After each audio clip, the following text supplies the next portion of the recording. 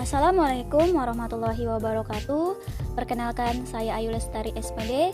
Saya adalah peserta Latsar CPNS tahun 2021 dari Kabupaten Tapanuli Tengah, Sumatera Utara, angkatan 23 kelompok 2. Pada kesempatan kali ini, saya akan menjabarkan mind mapping tentang etika publik dan penerapan nilai-nilai dasar etika publik di unit kerja. Membahas mengenai etika publik, saya membaginya menjadi 3 bagian.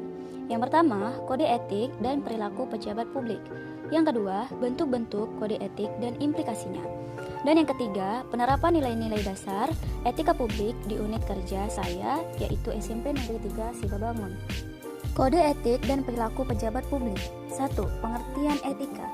Etika adalah sesuatu yang dilakukan baik atau benar, salah atau buruk.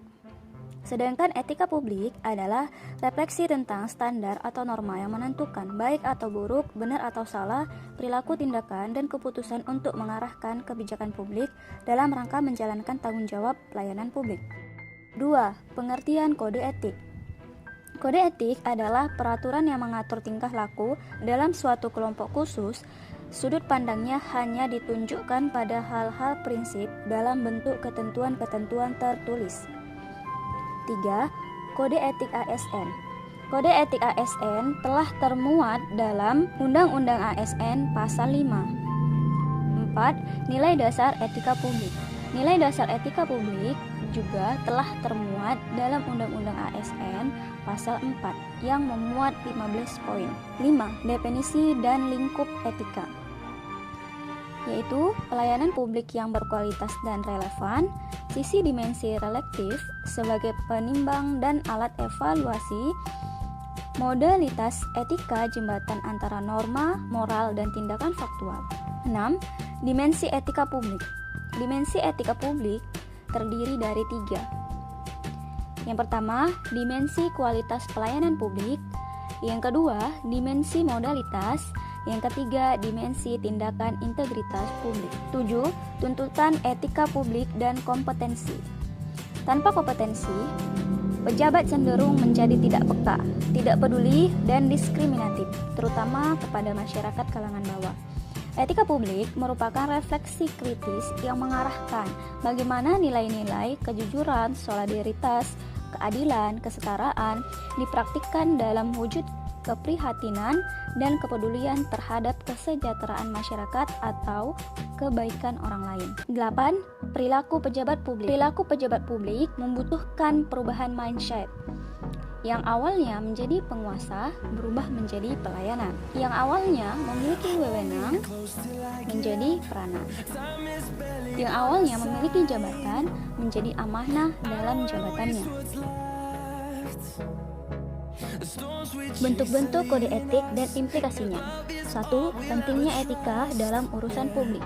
Etika sangat penting dalam segala urusan publik dikarenakan dengan adanya etika, segala sesuatu, kaidah-kaidah teknis, peraturan-peraturan yang terkait dengan kedudukan atau kepemimpinan dapat terlaksana dengan baik. Juga penerapan nilai-nilai kearifan, kejujuran, keuletan, sikap sederhana dan hemat, tanggung jawab, serta akhlak dan perilaku yang baik dapat diterapkan dalam kegiatan publik. 2. Penggunaan kekuasaan. Seorang yang memiliki kekuasaan seharusnya menggunakan kekuasaan dengan baik.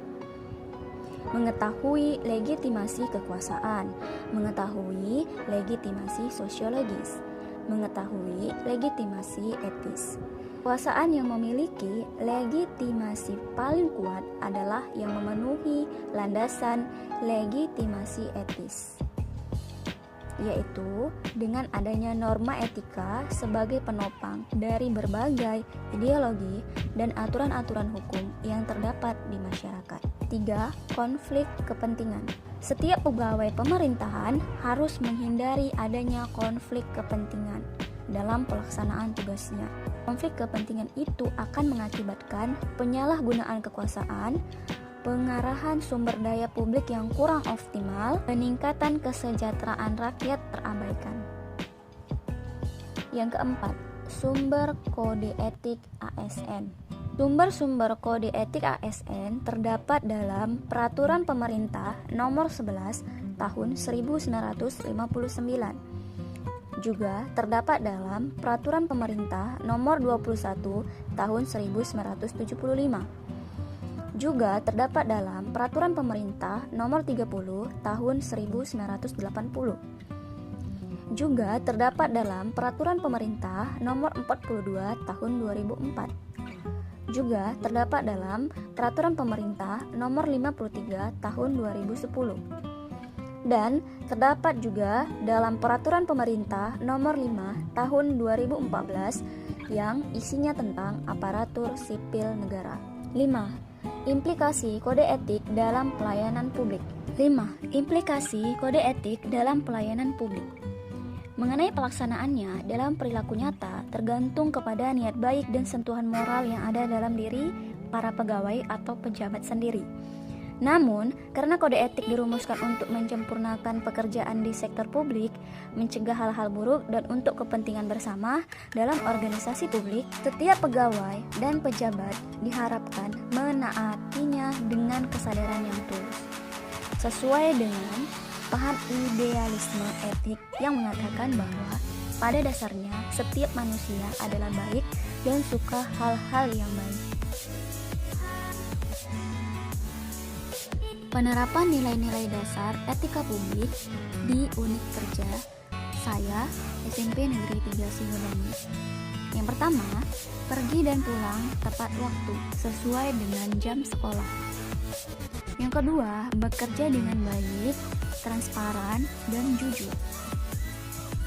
Yang ketiga, melaksanakan tugas dengan penuh tanggung jawab. Sekian, terima kasih.